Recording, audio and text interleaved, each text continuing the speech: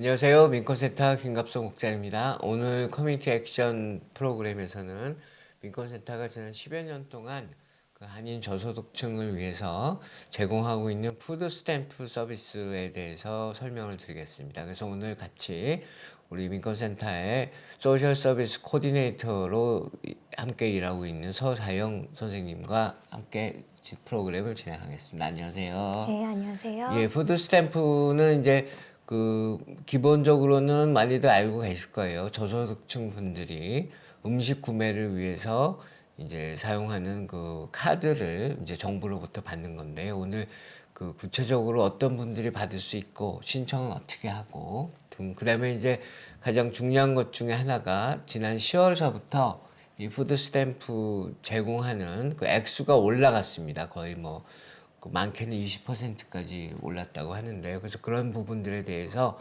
그 많은 한인분들이 관심을 가지고 있을 것 같아서 특별히 저희들이 오늘 이 설명하는 시간을 마련하기로 했습니다.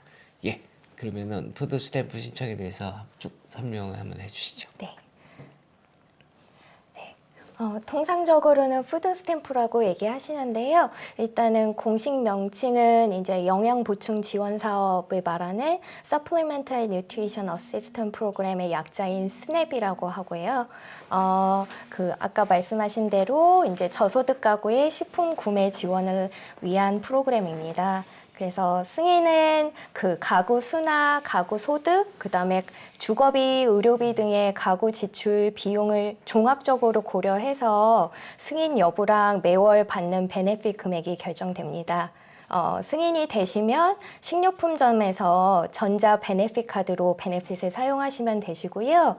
그 푸드 스탬프로 구매하실 수 있는 거는 식자재라던가 식품, 그리고 안 되는 거는 그 델리 상점에서 바로 먹을 수 있도록 준비된 음식이거나 주류 및 담배, 뭐 휴지라던가 그 비누 같은 식품이 아닌 제품들입니다. 네. 그 국장님께서 방금 말씀하셨는데요. 그 10월부터 푸드 스탬프 상한 금액이 인상되었습니다. 그래서 그 팬데믹 기간 동안에는 제한적으로 그 한정된 기간 동안 조금씩 인상이 되긴 했었는데요. 그 바이든 행정부 결정에 따라서 10월부터 또 새롭게 인상이 되었고요. 이 인상된 금액은 팬데믹 이전에 비해서 한 평균 25% 정도 인상된 거라고 합니다. 네, 그래서 예를 들면 그 1인 가구를 신청하셨을 때 10월부터는 맥시멈 250불까지 받으실 수 있는 거고요. 근데 지금 한 가지 더 이제 알려드리고 싶은 거는 이게 맥시멈으로 받으실 수 있는 상한 금액이지 실제로 신청을 해서 베네핏을 최종적으로 받게 될 금액은 가구의 소득이나 주거비 같은 이제 지출 비용이 얼마냐에 따라서 그 맥시멈 안에 최종 금액이 결정되는 거라는 거를 미리 말씀드립니다. 네. 그리고 푸드 스탬프를 신청하실 수 있는 자격 기준은 크게 체류 신분이랑 가구 소득이 있는데요. 일단 먼저 체류 신분을 보면 이제 시민권자이시거나 아니면 영주권 가지신 지 5년 이상 되신 자가 자격이 되십니다. 한 가지 예외 사항은 그 5년 이상이라는 영주권 기간이 중요한데요. 예외적으로 18세 미만 아동의 경우에는 5년 기간이라는 기간 상관없이 영주권만 가지고 있으면 신청이 가능하다라는 것을 알려드리고요. 단 이제 18세가 되면은 그 푸드 스탬프 자격이 상실되고 영주권 5년 기준을 충족해야 푸드 스탬프 재신청이 가능하다라는 것도 같이 알려드립니다. 그리고 한 가지 더 말씀드리면 그 자녀들만 자격 기준에 부합한다면 그 부모가 자녀를 대신해서 푸드 스탬프 신청이 가능하거든요. 그래서 예를 들어서 부모님이 서류 미비자이시지만 자녀들이 시민권자인 경우에는 그 부모님이 그 시민권자 자녀를 대신해서 푸드 스탬프 신청이 가능하고요. 그러면 이 푸드 스탬프는 그 개인별로 신청을 하게 돼 있는 건가요? 가구 단위입니다. 가구 단위로. 네네. 예, 예, 그래서 예. 같이 한 집에 살고 계시고 식품을 같이 구매하시고 식사를 같이 하시는 경우에는 가구라고 볼 수 있고요. 예. 네. 한 사람이 이제 가구의 대표로 신청하시면 되고, 물론 이제 직계 가족이어야 될 네. 거고요. 같이 살고 있으면은 가족이 아니라도 신청은 가능하십니다. 아, 그래요? 네네. 같은 가구에 네. 속해 있으면. 그래서 예. 가구의 정의는 이제 같이 살고 있고 식품을 같이 구입해서 같이 아. 식사를 하는 가구의 단위이고요. 이 조건에 부합하시면은 네, 예. 푸드 스탬프 같이 신청 꼭 가능하십니다. 직계 가족이 아니어도. 네, 예. 네. 네. 그다음에 두 번째는 이제 가구 소득인데요. 여기서 중요한 거는 소득의 개념은 가장 최근 한 달에 받으신 소득이고 이 소득은 세금 떼기 전 세전 소득 기준입니다. 그래서 지금 보시다시피 지금 세 가지 소득 기준선이 있는데요. 그 가구의 그 가장 최근 세전 소득이 여기에 나와 있는 기준선 이하이시라면 자격이 되시니까 그 푸드 스탬프 신청하시는 거를 권고해 드리고요. 보면 그 기준선은 세 가지가 있습니다. 이 구분은 그 같이 신청하는 가구원 중에서 60세 이상의 시니어가 있거나 장애인이 있다거나 혹은 근로소득이 있는지 없는지에 따라서 구분이 달라지고요. 예를 들어서 1인 가구 혼자 신청하신다고 봤을 때 첫 번째 그 본인이 시니어이시거나 장애를 가지고 있지 않고 근로소득이 없는 경우에는 그 소득기준선이 1,396불입니다. 그래서 가장 최근 한 달에 세금 떼기 전 소득 기준으로 본인이 1,396 이 소득 기준선 안으로 이하로 들어온다고 하신다면 그 자격 기준이 되시는 거고요. 그다음에 시니어거나 장애에 있는 사람이 없고 근로소득이 있다면 1인 가구 기준으로 소득 기준선이 1,610불, 그다음에 시니어이시거나 장애를 가진 분이 있으시다면 1인 가구 기준으로 소득 기준선은 2,147불입니다.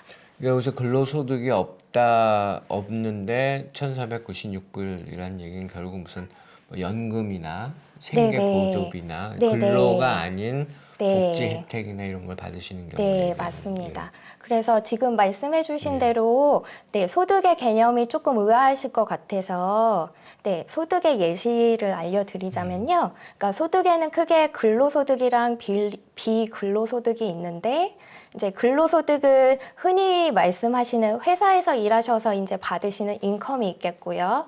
아니면 또 다른 근로소득으로는 이제 자영업 하시는 분들 자영업 소득이 있겠고요. 아니면 우버 드라이버나 뭐 베이비시터처럼 프리랜서로 일하시는 분들은 관련해서 이제 근로소득이 있으실 거고요. 그 외에 비근로소득은 저희가 흔히 말하는 베네핏이나 다른 수당들을 말하고요.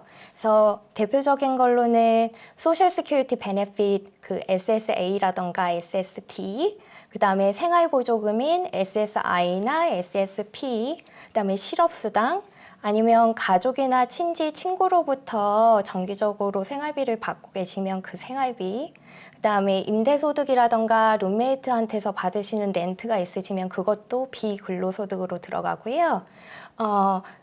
그 전 배우자로부터 자녀 양육비를 받고 계시면 자녀 양육비, 위자료, 그다음에 퇴역 군인 수당, 그다음에 산재보상금, 연금, 그다음에 이자, 주식 배당금 등, 그러니까 여러 가지 소득이 소득으로 들어갑니다. 그래서 회사에서 받으시는 임금만 소득이라고 생각하지 마시고요. 네, 이런 예시들 보면서 적은 금액이라도 그다음에 뭐 캐시로 받으신다 하더라도 네, 소득은 소득이라는 거를 말씀드리고요. 그 여기서 근로소득 같은 경우는 증빙 서류가 확실히 있어야 되겠죠.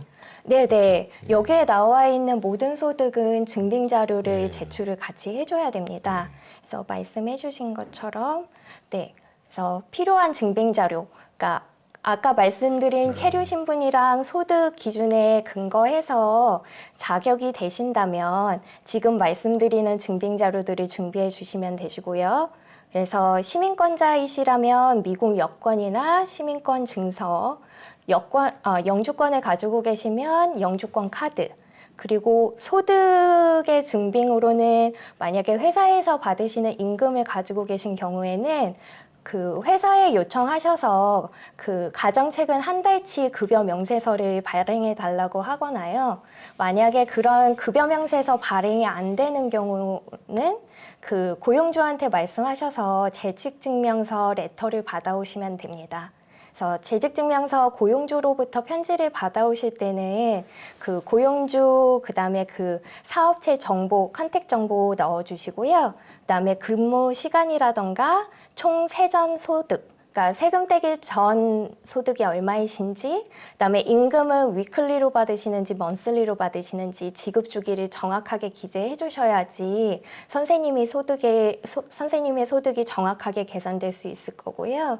그다음에 자영업이신 분들은 전년도 세금 보고이거나 아니면 최근 3개월 손익계산서를 준비해 주시면 됩니다.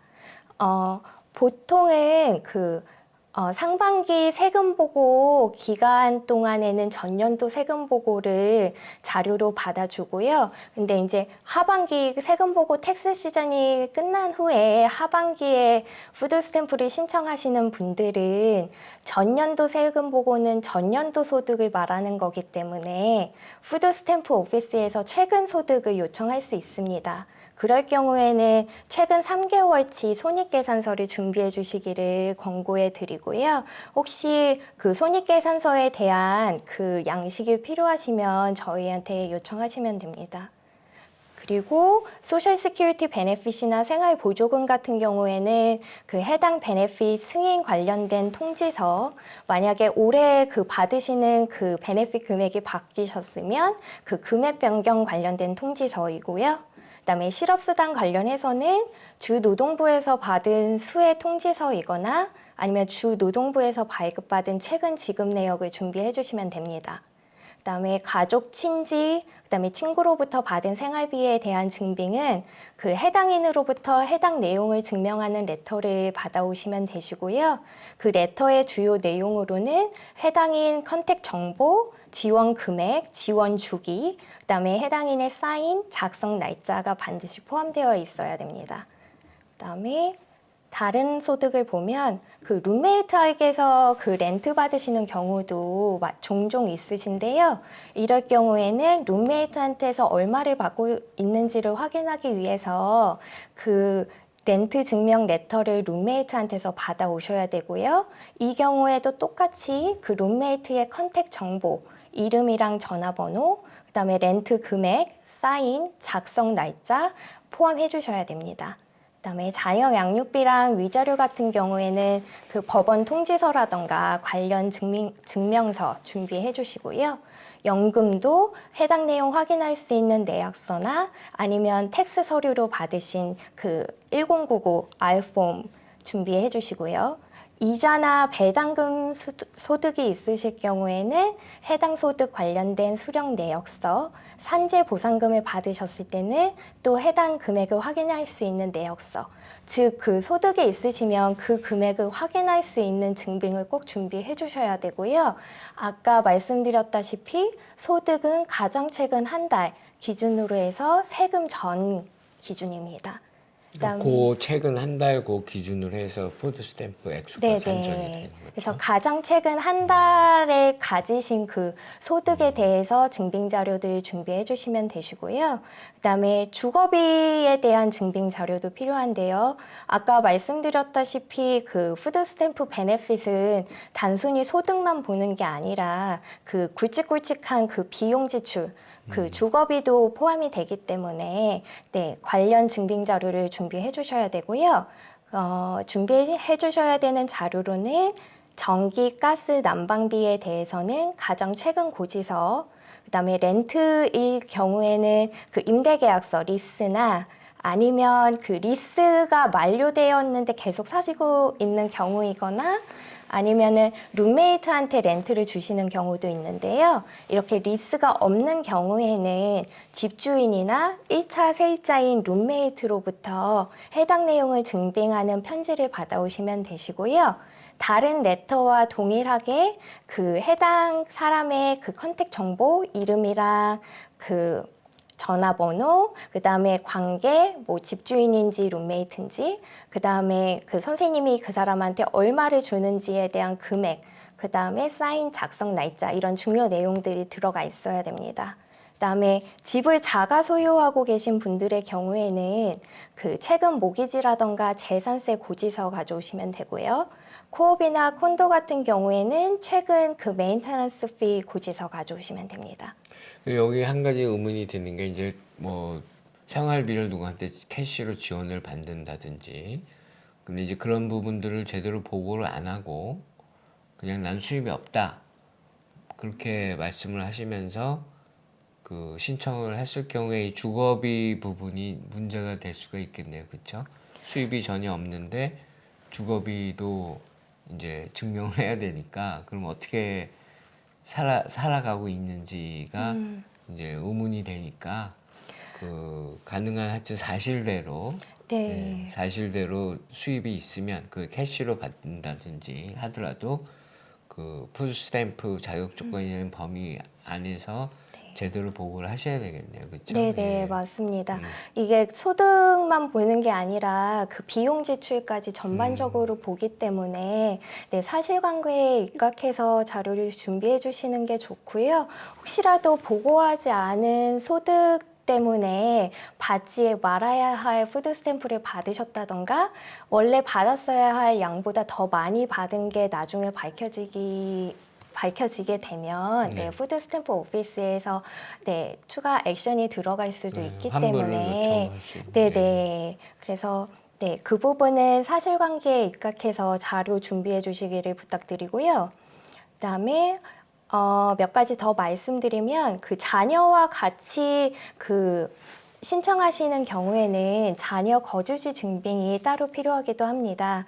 왜냐하면 이제 그 부모님들 같은 경우에는 지금까지 말씀드린 자료들만으로도 그 거주지 증명이 충분히 가능한 케이스가 많은데 자녀들 같은 경우에는 위에 제시된 그 자료만으로는 자녀 거주지를 확인할 길이 없어서 네, 추가로 네, 자료를 제출을 해야 되고요. 가장 좋은 거는 그 집주인으로부터 가족 구성 증명 편지를 받으시는 게 가장 좋습니다. 그래서 내용으로는 그 집주인의 이름과 이 집 주소의 그 집주인인데 이 집 주소에 그 누구누구가 살고 있고 나에게 그 매월 그 렌트를 얼마를 준다라는 금액 확인, 그 다음에 밑에 집주인 사인 이렇게 집주인으로부터 편지를 받아오시게 되면요. 가족 구성원, 자녀를 포함한 가족 구성원에 대한 증빙도 되고 렌트를 증빙하는 자료로도 쓰일 수 있기 때문에 이 자료가 가장 좋고요. 만약에 집주인으로부터 이런 편지를 받기 힘드신 경우에는 학교 등록 증명서, 학교에서 받은 자녀 이름이나 거주지가 기재된 자료 아니면 그 자주 방문하시는 그 의사에게서 받은 자녀 이름이랑 거주지가 기재된 기록 이거를 받아오시면 됩니다. 그리고 기타 사항으로는 장애가 있으시면 장애를 증명할 수 있는 자료를 준비해 주시면 되고요. 예를 들면 장애 때문에 받으시는 베네핏, SSD, SSI 관련된 수혜통지서 가져오시면 됩니다. 만약에 시니어인데 매월 35불 이상의 의료비 지출이 있으시다면 관련 내용 증빙 서류 가져와 주시고요. 직업 종사를 위한 자녀 보육 비용이 있다면 그것 또한 관련 내용 증빙 자료를 가져오시면 됩니다. 그래서 워낙 이제 소득뿐만 아니라 지출 관련해서도 증빙 자료가 필요하기 때문에 좀 갖추셔야 되는 자료들이 좀 많고요. 그다음에 네. 신청 방법은 그 온라인으로도 신청하실 수 있고 우편으로도 제출하실 수 있는데요. 아무래도 온라인으로 제출하면 가장 빨리 접수가 되고 또 신청 확인이 가능하기 때문에 저희는 온라인 제출을 권고해드리고 있습니다. 그래서 제출하시는 방법은 그 거주하시는 곳에 따라서 그 웹사이트가 다른데요. 그 5개 그 5버로에 사시는 그 뉴욕시 거주자이신 분들은 액세스 HRA 그 웹사이트 통해서 신청서 제출하시면 되시고요. 뉴욕시 외에 뉴욕주 카운티에 사시는 분은 뉴욕주 마이 베네핏 웹사이트 통해서 온라인으로 제출 가능하십니다. 뉴욕시 같은 경우에는 신청서를 온라인으로 제출하고요. 증빙 자료는 액세스 HRA 모바일 앱을 핸드폰으로 다운받으셔서 관련 자료들을 사진을 찍은 다음에 그 앱을 통해서 업로드 해주시면 되고요. 그다음에 뉴욕시 외 뉴욕주의 경우에는 그 뉴욕주 마이 베네핏 웹사이트 통해서 신청서 제출은 가능하신데 증빙 자료는 거주 카운티에 따라서 온라인으로 제출할 수 있는 곳이 있고 우편으로 제출해야 되는 곳이 있습니다. 그래서 요거는 그 신청서 제출하실 때 안내 사항에 따라서 하시면 되시고요. 신청 대행을 받게 되면 이런 과정을 직접 인권센터에서 다 네, 해주시는 저희가 거죠? 증빙 자료까지 다 제출해 드립니다. 기타 사항으로는 이제 신청서 제출하고 난 다음에는 이제 어떤 일이 벌어지는지 궁금해 하실 것 같아서요. 그래서 아시고 계셔야 되는 건 신청서 제출하고 나서 결과 통보까지 한 30일 정도 걸린다고 보시면 되고요. 그다음에 그 기간 동안에 추가 자료를 제출하는 레터가 관할 에이전시 HRA로부터 올 수 있습니다. 뉴욕시는 관할 에이전시가 HRA이고요. 그 뉴욕시가 아닌 뉴욕주 카운티는 이제 해당 카운티 소셜 서비스 사무소에서 연락이 올 거거든요. 그래서 이런 추가 자료 제출 요청 레터가 아래에 보이는 것처럼 오면 그 기재된 날짜까지 추가 자료를 제출하셔야 합니다. 그다음에 이 외에 추가 정보 확인이 필요할 경우에는 관할 에이전시로부터 인터뷰 전화가 올 수 있다라는 것을 알려드리고요. 그래서 이 기간 동안에는 모르는 전화라도 전화가 오면 가급적 받아주시고, 그다음에 보이스메일을 남기는 경우가 있으니까 혹시라도 그 전화 놓치시는 경우에는 그 보이스메일도 잘 체크해 주시고요. 그다음에 결과 통보 레터를 이제 받아보시게 될 텐데 이 레터에는 승인 여부, 그다음에 승인이 되었으면 베네핏 받는 기간, 그다음에 해당 기간 동안 받게 될 매월 베네핏 금액이 기재되어 있습니다. 그래서 이걸 꼭 확인해 보시고요. 그다음에 추가적으로 확인하셔야 되는 건 이제 승인 여부 결정의 근거 자료로 쓰인 그 신청자 주요 정보, 가구 수라던가 가구 소득, 주거 비용 등이 기재되어 있으니까 혹시 잘못된 정보가 들어가 있는지 확인해 보시는 것도 좋을 것 같습니다. 가끔 이제 주거 비용이나 소득이 잘못 들어가 있는 경우가 있어서 이 부분 확인해 보시고요.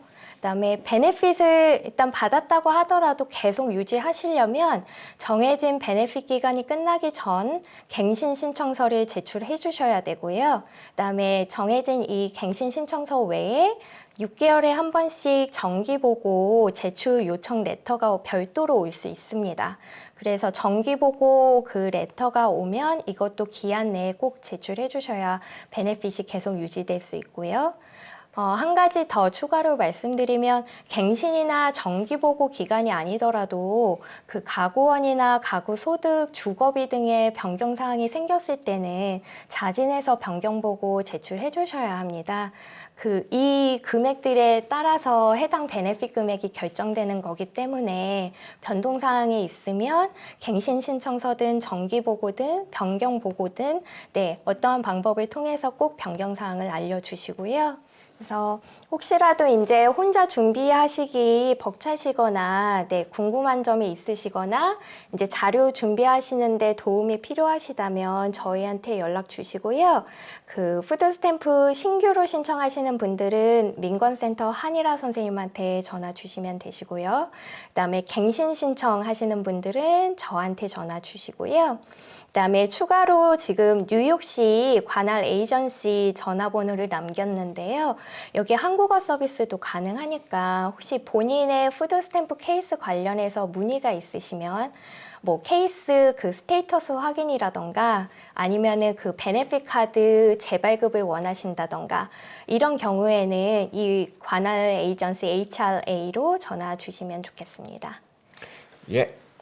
오늘은 저희 민권센터 푸드 스탬프 서비스 관련해서 푸드 스탬프에 대한 모든 설명과 함께 어떻게 저희 민권센터에서 대행 서비스를 받을 수 있는지를 저희들이 알려드렸습니다. 그래서 앞으로도 계속해서 민권센터의 이런 각종 봉사 프로그램들을 하나하나 아직도 많이 있거든요. 이거 외에도. 그래서 하나하나 설명을 해드리는 시간들을 계속해서 이어가도록 하겠습니다. 혹시라도 자격 조건이 되시는데 아직 푸드 스탬프 혜택을 받지 못하시거나 이런 분들은 저희 민권센터 718-460-5609로 연락하셔서 문의하시면 될 것 같습니다.